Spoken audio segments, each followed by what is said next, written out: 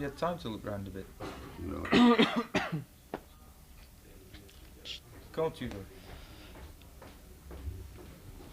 Will you speak to me? Ok. He'll speak to you and Okay. I'll translate. Ok. Bob, avant de parler musique, avant de parler de ce nouvel album, j'aimerais te poser une question qui va sans doute intéresser pas mal de jeunes comme moi. Tu représentes, pour moi comme pour des millions de personnes, un petit peu l'idéal d'une jeunesse qui a vécu un grand malaise à l'époque, par l'interprétation que tu as donnée dans le film de Roger Waters et d'Alan Parker, The Wall. J'aimerais savoir si c'est un rôle qui a changé quelque chose dans ta vie. Ça t'a... Comment dire, ça t'a peut-être... t'en est resté quelque chose. Tu vois ce que je veux dire? Un peu.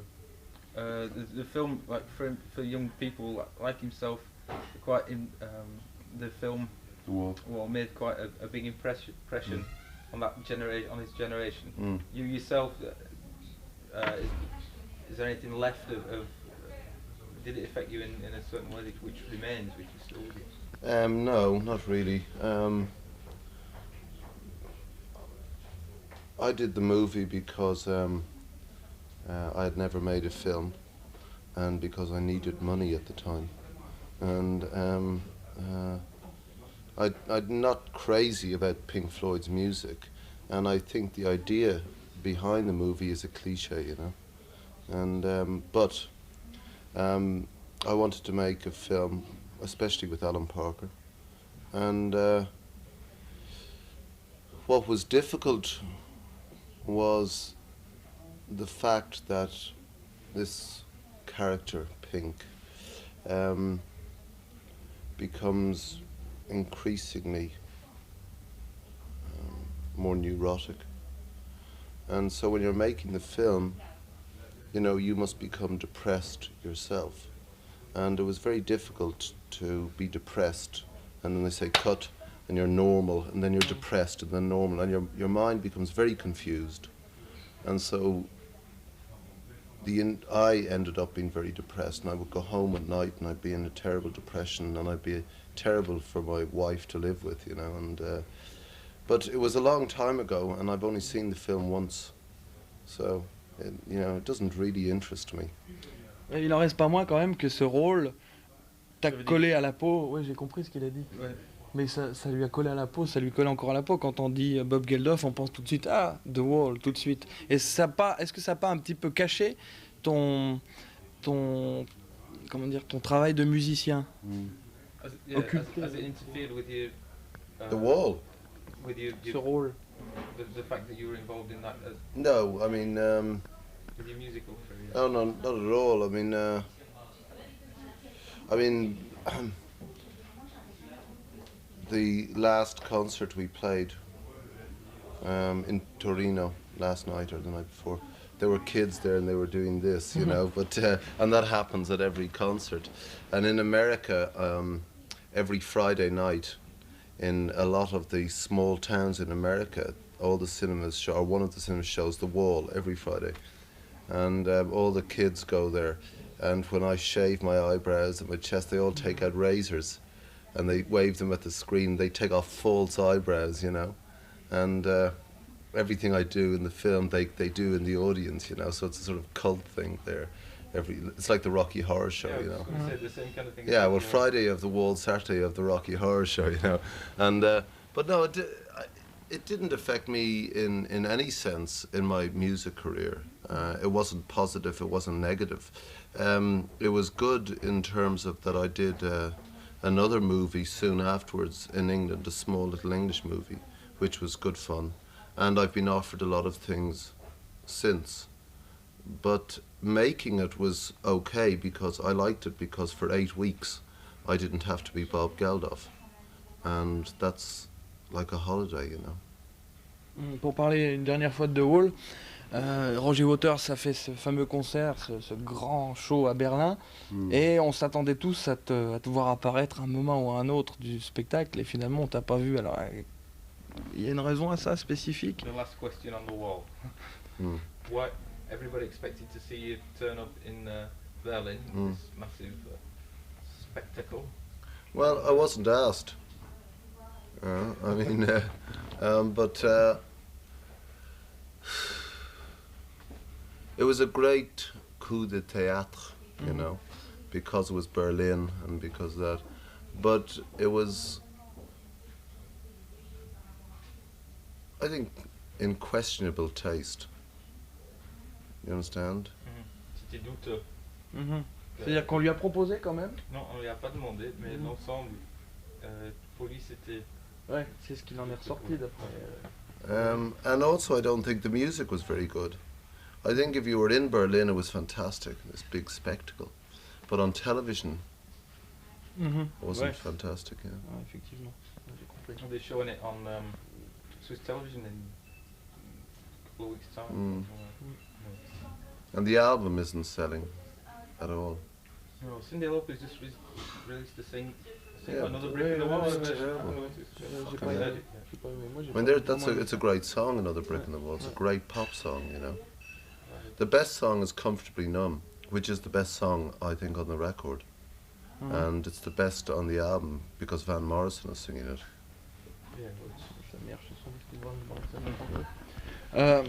On parle de l'album Vegetarians of Love.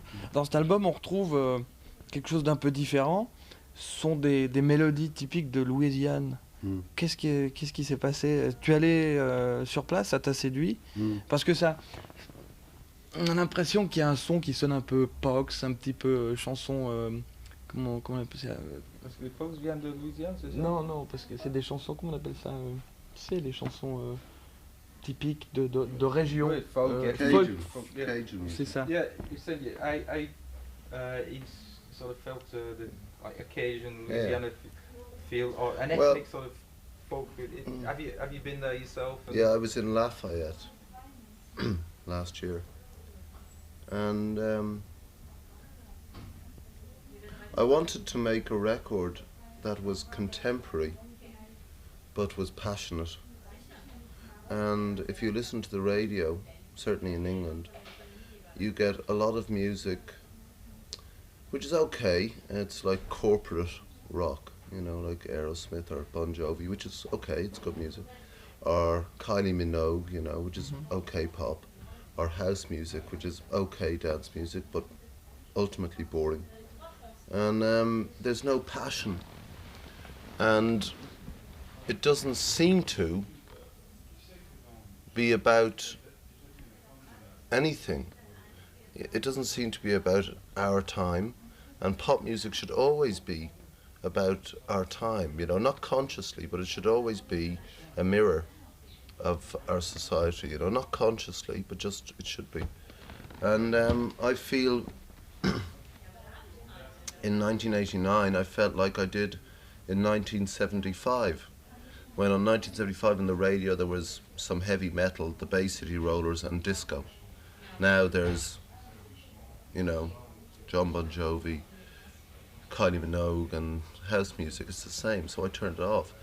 And in 1975 myself and some friends started playing rhythm and blues music, which is also an ethnic music but passionate, and reggae music, and that was the Boomtown Rats. And not consciously, but again the same thing happened. And I was in Lafayette, and here was this music these old men were playing, and people were dancing, and they were drinking, and they were driving in their cars to this music, and it was great music, but it was not stupid. It was always about their lives, or other people, or their work. It was about the world, and but if you didn't listen to the words, it was just great fun, great sense of joie de vivre, great spontaneity. And I thought I would like, not to make Cajun music, but to make a record with this sense of spontaneity and life.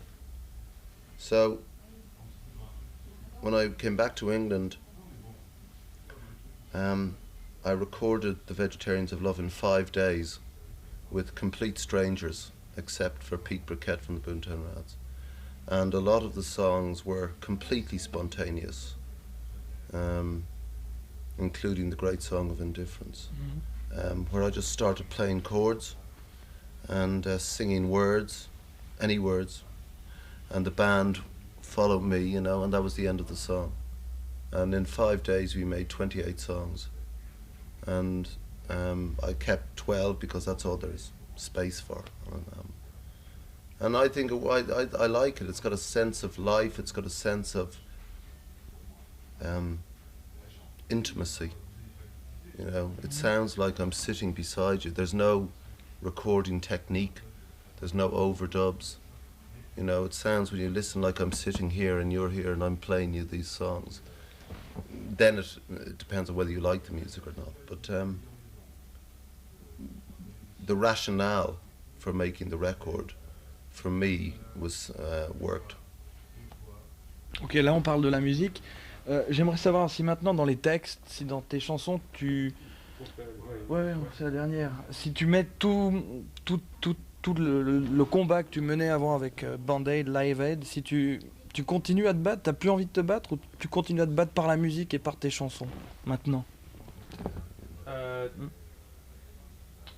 Est-ce que... Sorry.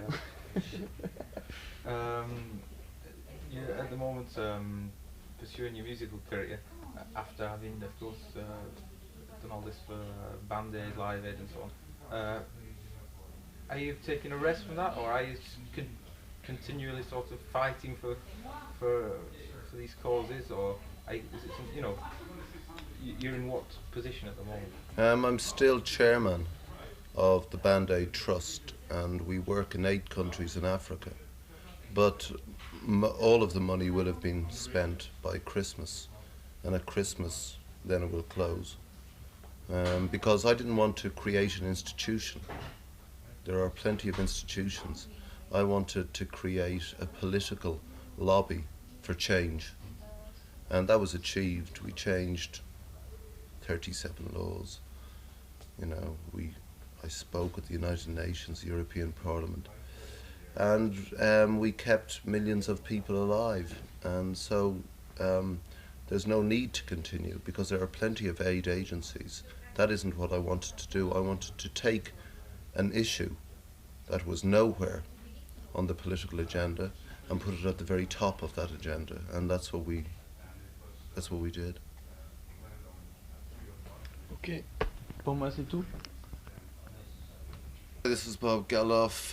You're watching Zap Hits, or you will. What's it? Is that what you want me to say, or do you want me to say tune in to Zap Hits? No, that's fine. Okay. Hi, this is Bob Geldof. You're watching Zap Hits.